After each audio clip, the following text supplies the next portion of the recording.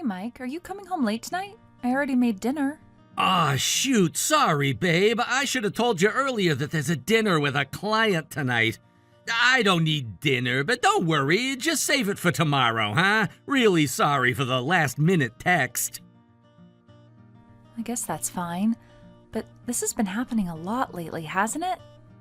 Come on, it's not like I'm doing this on purpose. It was a last-minute invite. These things just happen sometimes in this line of work. Actually, it's kind of a good thing. The client's CEO really seems to like me. I've been pulling in more contracts than anyone else on the team. They even gave me a little recognition last week. Feels like I'm finally hitting my stride, you know? Even I don't know what's coming next. Guess I'm just that lucky. It's really just work, though, right? Wow, so we're doing that again? Seriously? You think I'm lying? You're home all day with the baby and your mind just goes there, huh? Mike, I'm not accusing you. It's just you've been out so often lately, and sometimes I don't even hear from you until hours later. And I'm here alone, all day, every day, with a newborn. I'm exhausted. I can't sleep. I barely get a minute to myself. And yeah, my mind spirals sometimes. I admit that. But it's not because I don't trust you. It's because I need you. You think I don't get that? Who do you think is out here grinding every day to keep this family afloat? I'm doing all of this for you guys. You're on maternity leave, which means you're not working, right? So who's carrying that load? I am. I'm not running around to avoid you. I'm doing this so we're not buried in bills next month. A little gratitude would be nice instead of suspicion. I know, and you're right. You've been working long hours, and I haven't been fair to you. I've just been overwhelmed lately. Everything feels heavy, and I guess I'm not handling it very well. I'm sorry for doubting you. Look, I get that it's hard, but try being out there every day dealing with clients, bosses, quotas, stress. And then coming home to feel like I'm being interrogated. I'm doing my best, okay? I never meant to make you feel that way. I just miss you. And I need help, even if it's just 10 minutes of holding the baby so I can shower. It's not just about dinner or doubts. I just wanted you here. I see. I'll be home late tonight. Don't wait up, but I'll try to be around more often from now on. Just hold it down at home for now, okay? Okay, be safe.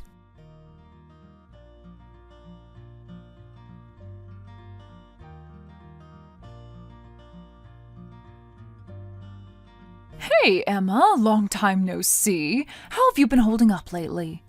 Hi, Martha. It's been a while. Did something happen at work? Well, I've been meaning to reach out since you went on maternity leave, but it's been hard to find the right moment. Oh, no worries at all. You actually sent me a really sweet message after I gave birth, and the gift you sent was beautiful. Thank you again. It meant a lot. Oh, I'm glad it got to you. Just make sure you're taking care of yourself first, okay? It's been about 6 months since the delivery, so my body's starting to feel normal again. Still adjusting to everything, of course. How are things at the company? I plan on working remotely once my leave ends, so I probably won't see everyone much. Honestly, I already miss the team a little. Trust me, I feel that too. Even being in a different department, it's not the same without you around. But Emma, look, I've been going back and forth on whether I should say something. I'm still not sure this is the right time, but keeping quiet doesn't sit right with me either. Did something happen with Mike? Yeah, something like that. I hate to be the one to say it, but I think he might be seeing someone else. From the company? Yeah, Alex from sales. You remember her? Of course. She was always kind of the center of attention. Even back then, she had a reputation for being, well, pretty active in the romance department. Are you saying she's involved with Mike? My Mike? While he's still married? I can't say it's 100% confirmed, but it's close. They're in different departments, but they spend a lot of time together, more than normal coworkers would. People have seen them hanging out during lunch almost daily, and recently someone spotted them together downtown late at night. Honestly, the vibe they give off, it's not professional, not even close. If it's Mike, I believe it. I hate to say that, but yeah, it wouldn't surprise me. Wait, seriously? You're just saying that like it's nothing? Because he's done it before, twice actually, and both times it happened while I was pregnant. Are you kidding me? He cheated on you twice and now he might be doing it again? That's unbelievable. The first 2 times were with women outside the company, so I don't think the rumors ever made their way into the workplace. And yeah, he did the whole apology performance before. Dropped to his knees, cried, said he regretted everything. I forgave him both times. Emma, no. Once is already a deal breaker for most people, but twice? And now it's possibly happening a 3rd time? Yeah, I know how it sounds. I think he genuinely believes he's untouchable or something. He always says he's lucky, like the universe just hands him wins. Maybe he thinks I'm lucky just to be with someone like him. Me, the plain wife, should be grateful he comes home at all. Hey, don't say that about yourself. You're not plain, and you're certainly not someone who should be grateful to be disrespected. If anyone here is lucky, it's him for having you. And now he's throwing that away? Maybe he thinks I'll just keep forgiving him like before, but it's different now. I'm a mom. I have someone to protect. It's not just about me anymore. If he's really doing this again, I can't turn a blind eye. Yeah, that saying, fool me once, shame on you. Well, I think we're well past 3 strikes here. You're right to take this seriously. And if you're ready to act on it, then count me in. Let me do something useful for once and play the wise old coworker for real. Thank you, Martha. Really, I didn't expect this, but I appreciate you telling me the truth. And I might take you up on that offer. I have a feeling I'll need the support. You've got it. Whatever you need, just say the word. We're going to get through this, okay? Okay, thank you again. I'll be in touch more often now.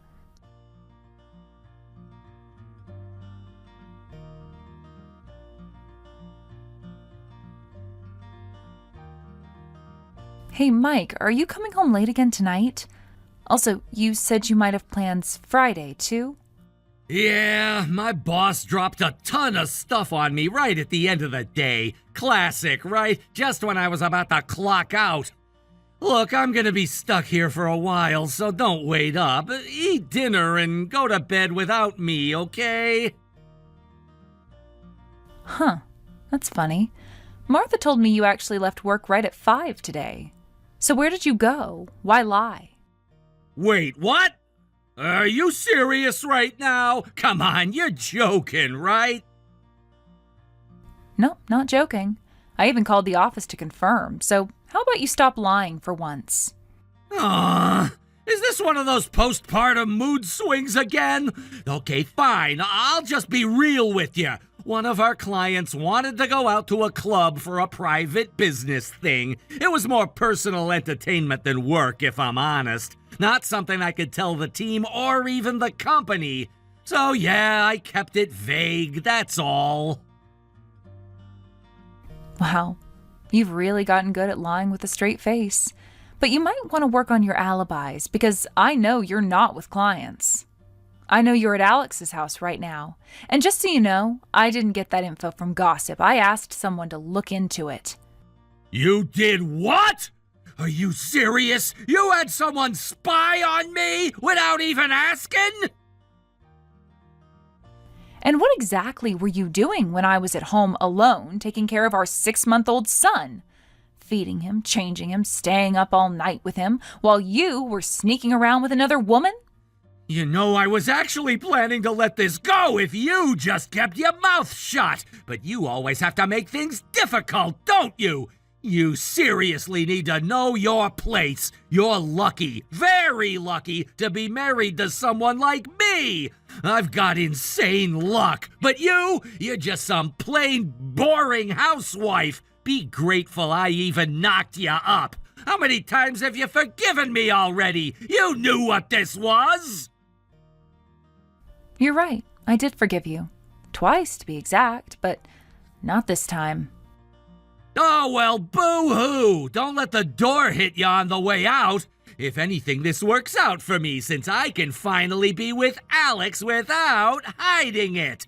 Good riddance. Single moms are a pain to deal with anyway. I feel lighter already. You're awfully confident for someone who's about to get hit with reality. Let's see how long that smug attitude lasts. What, you gonna start crying now? Please, you didn't leave me before because you still love me. I can see through people, you know. You kept hanging around because you need me, because you know you'll never find better. I'm a catch. Successful, charming, connected. Even Alex knows that. Let's clear something up. The only reason I didn't file for divorce earlier was because I was pregnant. I needed to wait. Wait for what? Labor pains to calm down or something? No, I was waiting because in most states you can't claim child support while the baby is still in the womb. Now that our son is here and is healthy, breathing, and living, I can file for full custody and financial support. And since you clearly can't be trusted to pay over time, I'm demanding a lump sum, $200,000 up front. What the hell? Where is this even coming from? From research, from lawyers, from me putting our son's future ahead of my pride. That's why I held back. Not because I wanted to stay with you, because I was thinking like a mother, not a wife. So you mean to tell me you've just been biding your time, enduring everything I said and did just to hit me with some massive child support bill? Wow, that's actually disgusting. You're more calculating than I thought. You know what's disgusting? Cheating on your wife again while she's raising your infant son. You're lucky I'm not demanding even more. Oh, and a little reminder, Alex turns 30 this year, doesn't she? She's probably thinking about marriage. Better act fast or she might dump you looking for someone with less baggage. Screw you! But you know what? I'm still winning. I'm making good money, I got promotions lined up, and I got people in my corner. Compared to what I'll be pulling in over the next few years, $200,000 is nothing! If that's what it takes to get rid of you and the kid, then fine! Consider it your severance package! I hope for your sake you're not bluffing, because if that check doesn't clear, I will drag you through court. Now just stay out of my life and our son's life for good. The divorce papers are already on the table. You just need to sign. Fine, whatever. Enjoy your new life as a single mom. Let's see how long you last.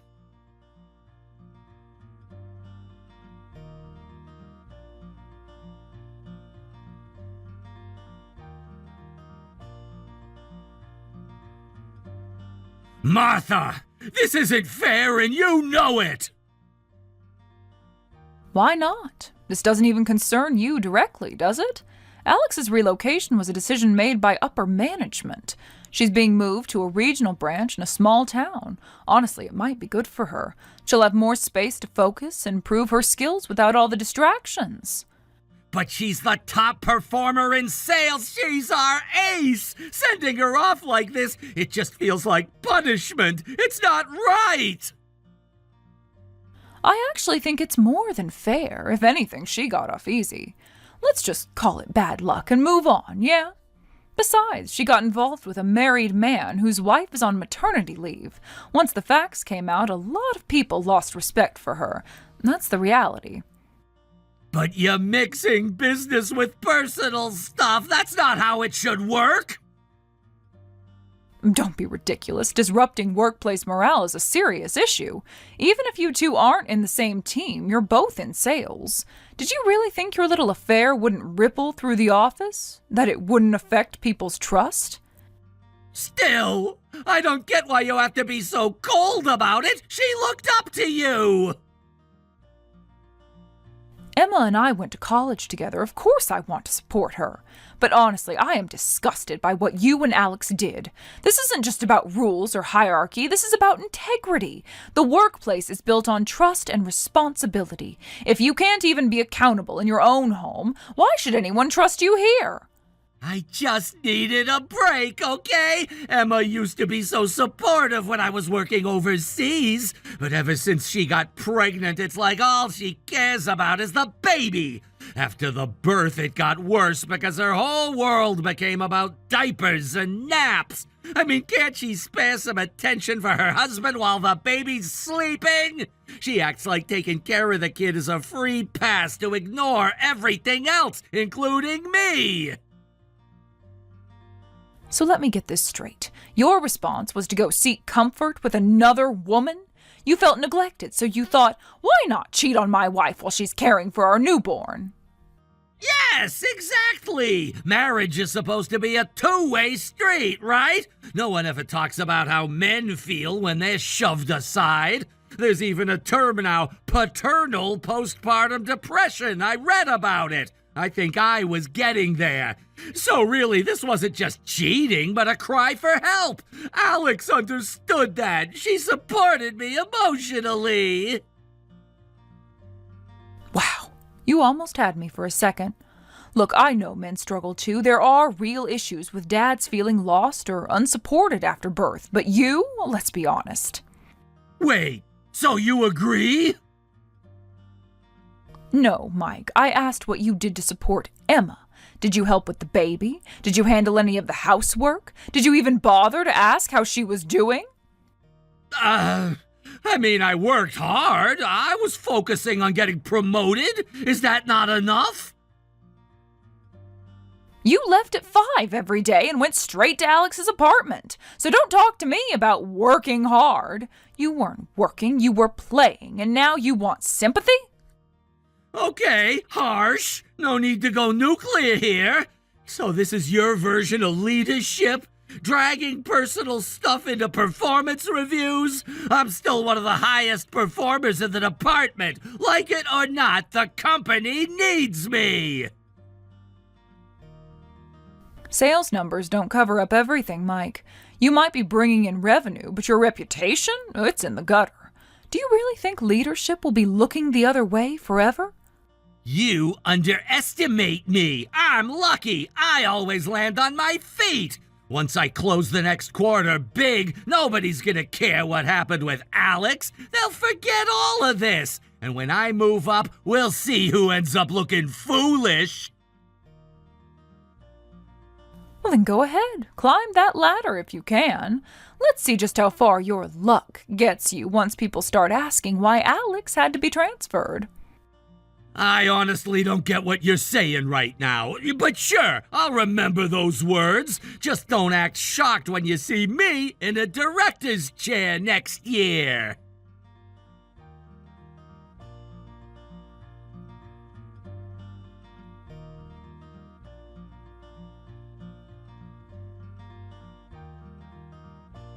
Emma, with Alex transferred out to the middle of nowhere and Mike totally isolated at work now, it's really starting to sink in.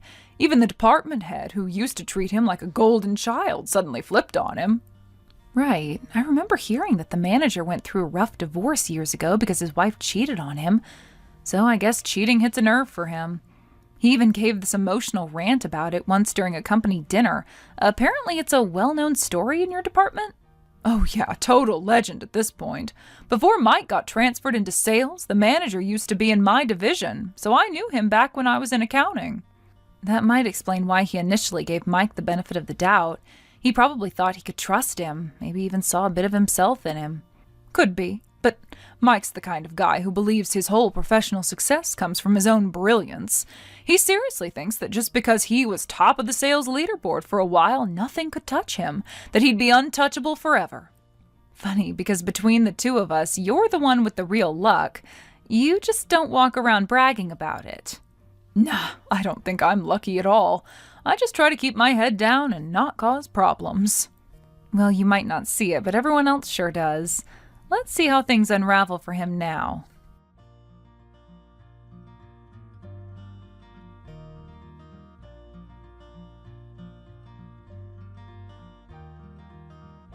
Emma, please, I messed up. I know I did. Just help me. Everything's falling apart. I can't do this without you. I finally get it now. Things only ever worked out for me because you were there. It wasn't me. It was you all along. Wow, that's a pretty sudden shift in tone. I'll bite. I'll listen for now. So tell me, what happened? Weren't you supposed to be happily ever after with Alex? I thought you two were going to ride off into the sunset. You've probably already heard some of it from Martha, but no, none of it worked out, not even close. Alex, she was ambitious. She always had her eyes set on climbing the corporate ladder. But when the whole affair went public and she got transferred out to some rural office, she lost it. She blamed me for ruining her chances. She said being involved with me was the worst mistake of her career. Wow, so much for we'll get through this together, huh? Exactly! She said that too when we got caught. She told me we'd power through it as a team. But when things actually got hard, she bailed. Now she's trying to move to another company, but the rumors followed her. Apparently word spreads faster than I expected. No one's eager to take on someone with a scandal attached. Yeah, turns out consequences are a thing. Who knew? We even talked briefly about getting married, but I had to pay you alimony and child support, which wiped out most of my savings. And she had her own penalty to pay, too. Once we realized we couldn't even afford a wedding or a honeymoon, she just snapped. She said, "What's the point in getting married if there's nothing to celebrate?" And then she left. Yikes. Sounds like you really had a fairy tale ending there. So now what? You're trying to crawl back because the dream didn't work out? It's not just that. Ever since you left, everything has been going wrong. The office is different now. The air is heavier. Everyone avoids me. Even clients I used to get along with. We don't click anymore. Schedules keep falling through. Conversations are awkward. Deals I used to close in a heartbeat keep getting intercepted by competitors. It's like I'm out of sync with everything around me. Honestly, it feels like how things were before I met you. Before me? That was, 7 years ago? When I joined the company fresh out of school and you were a second-year rep still struggling to catch up with the top performers. I remember that version of you, the one that actually tried. Yeah! And then there was that company mixer. You and I talked for hours, remember? After we started dating, everything just clicked. I thought maybe it was the boost of confidence that helped me succeed. But the longer I think about it, it wasn't confidence. It was you. You were the reason things started going well. Be honest. Did you do something? Was it you all along? I've told you before, I didn't do anything special. But for some reason, I've always been weirdly lucky. Good things just seem to happen around me. You know how I got this job? I helped the CEO when he tripped outside the office building. Didn't even know who he was. Wait, what? Yep. Another time I ended up at a bar and got seated next to a director from a partner firm. We hit it off and somehow I closed a deal even though I'm not in sales. Rainstorms stop when I go outside, elevators show up the second I push the button. It's always been like that. And somehow people I date benefit from it too. But once they start thinking they created that luck, they start getting cocky. They stop appreciating me. They cheat, they leave, and then the luck leaves with me. God, that's literally what happened with me. I thought I was hot stuff. Top sales numbers, new clients, promotions. And I thought it was me, all me, but it wasn't. It was you. I really messed this up. You think? And let me remind you that this wasn't the first time. It wasn't even the second. This was the third time you cheated. Most people don't even get a second chance. You got 3. And you still blew it. I know! You were holding our whole life together and I didn't even see it! You didn't want to see it. You wanted to believe you were some naturally gifted genius with a golden touch. And when people tried to help you, you stepped on them to climb higher. I gave you everything. Not just the benefit of the doubt, but my time, my trust, my life. I stayed through the first affair because I was pregnant. I stayed through the second because I didn't want our child to grow up without a father. And what did you do? You threw it away every single time. I really am sorry. I see it now. Everything good in my life had you behind it. I should have realized it sooner. Please, what about our son? Doesn't he deserve a father? He deserves a role model, not a man who abandons his family for a coworker and then comes crawling back when life gets hard. Honestly, he's better off without you. I've already decided that I am not getting into another relationship. I am raising our son on my own. You can send the checks, but I never want you near us again. Please, don't say that. Don't give up on me. If you cut me off now, I swear I'll crush. Everything will fall apart. Please, just one more chance for old time's sake. Consider it your final act of kindness. You don't get to frame this as my responsibility. You didn't help me when I begged you to hold our son while I tried to cook dinner. You didn't help when I was crying in the middle of the night, scared out of my mind, exhausted and alone. You let me down while you flirted with another woman. So no, don't ask me to throw you a life raft now. This is your mess. You clean it up. And don't worry, karma seems to be working just fine without me. Emma! Goodbye, Mike, and good luck. You're going to need it.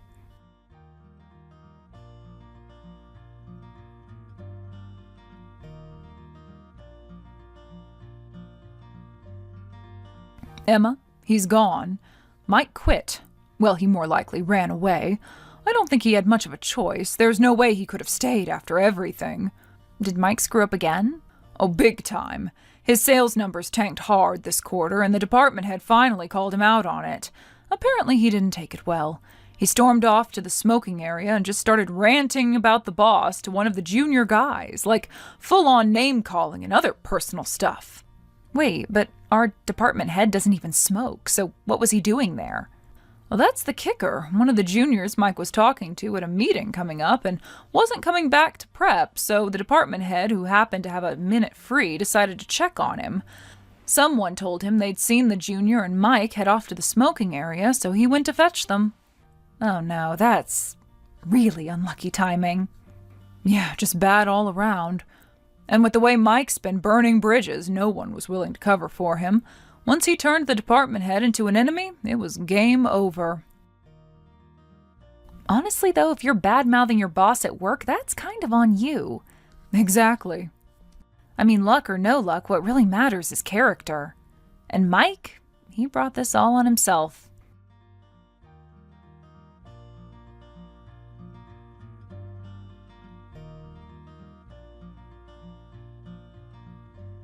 After Mike resigned in a hurry, much like Alex, his attempts to switch careers didn't go smoothly. In the end, he found himself working in an entirely different industry. However, his misfortune didn't stop there. His lack of attention to detail led to a disastrous incident where he lost crucial documents, resulting in his dismissal from the job. And if things weren't bad enough, his personal life took a turn for the worse. The apartment he was living in was broken into by thieves, leaving the place in disarray. The damages were significant, and the time and money required to restore it to a livable condition have only added to his already mounting troubles. To make matters worse, Mike was cut off from his parents after the affair was revealed, and he's been estranged from them ever since. All his friends, who were once close, are now preoccupied with their own families, leaving Mike without any kind of support system. He's now traveling down an unhappy path with no one willing to lend a hand. Despite all of this, one has to wonder if there's a chance for him to turn things around. Is there still a possibility for a fresh start or a shot at redemption somewhere in the future? Perhaps, but that would require a significant change in attitude and character. Given his current mindset, though, it seems unlikely that he'll realize that anytime soon. It's difficult to face the truth about ourselves. People like Mike, whose lives have unraveled in such a way, often don't see where they went wrong until they've hit rock bottom. His stubbornness, his inability to acknowledge his own faults, and his refusal to act responsibly have all contributed to the mess he's found himself in. However, the truth is that life doesn't wait for us to learn our lessons, nor does it care about how unfair we think things are. It keeps moving forward, indifferent to our struggles, forcing us to either catch up or fall behind. Mike has chosen to stubbornly chase after his own version of success, not willing to acknowledge the damage he's caused to others and to himself. Without a change of heart, without recognizing the toxic patterns he's living by, it seems like a distant hope that he'll ever make it back from this. It's sad, really. Life could have been different for him, but his decisions have led him to this point. He didn't take the time to stop and reflect before making choices that would shape his future. And now it seems as though the consequences are stacking up, one after another in an unrelenting chain of misfortune. What's even more tragic is that despite all his mistakes, Mike still doesn't seem to understand the role his own behavior has played in his downfall. It's as if he's living in a constant state of denial, unable or unwilling to take full responsibility for his actions. Until he can confront himself honestly, until he can learn to change and improve, he will continue on this path of misery. But I've learned something through all of this, and it's something that I've had to learn the hard way, just like Mike. Life doesn't always give you second chances, and we don't always have control over the circumstances we face. However, what we can control is how we respond to those circumstances. How we choose to move forward after a setback is entirely up to us, and I want to be someone who faces life with a sense of responsibility, who approaches challenges with a level head and an open heart. I don't want to rely on luck or hope that things will somehow fix themselves without any effort on my part. I want to be someone who takes ownership of my life, my decisions, and my future. As a parent and as a professional and as an individual, I want to always stay focused on the things that matter most. I want to be present for my family, work hard, and give my best every day. In some ways, it's a bit easier for me. I'm not stuck in the same patterns that Mike is. I've made mistakes too, but I've also learned to take responsibility for them, to grow, and to keep moving forward. That doesn't mean life is always easy. There are always challenges, always moments when we feel like giving up or throwing in the towel. But it's how we face those challenges that determines who we become in the end. Mike, unfortunately, hasn't figured that out yet. And until he does, it seems that his path will continue to be filled with struggle and misfortune. But I can't control his life. All I can do is continue to learn from the lessons I've faced, to become stronger and more resilient in the face of adversity. I can choose to build a future that is based on hard work, dedication, and the values that matter most to me. I've come to understand that we all have a choice. Mike's misfortune may seem endless, but it's not too late for him to change. If he ever wakes up to that realization, if he can find it within himself to truly change, there may still be hope for him. But until then, I'm going to continue forging my own path, not relying on luck or waiting for things to magically improve. I'll keep working hard, keep raising my family, and keep living a life that I can be proud of. Life is a journey, and we can either walk down the road of regret or choose to make something better for ourselves. Mike may not see it yet, but if he ever takes a step back, he might realize that the opportunity for change is always there as long as he's willing to face the truth and put in the effort. Until then, I'll keep moving forward, doing what I can and hoping that one day he'll do the same. Thank you for watching and listening. We hope you enjoyed the video. Don't forget to like this video and subscribe. Also, feel free to leave a comment about what you thought of the story. We look forward to seeing you at the next story.